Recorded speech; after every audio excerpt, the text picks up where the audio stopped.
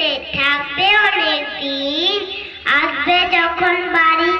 আজই তবে যাচ্ছে কেন, কথা বলবো না?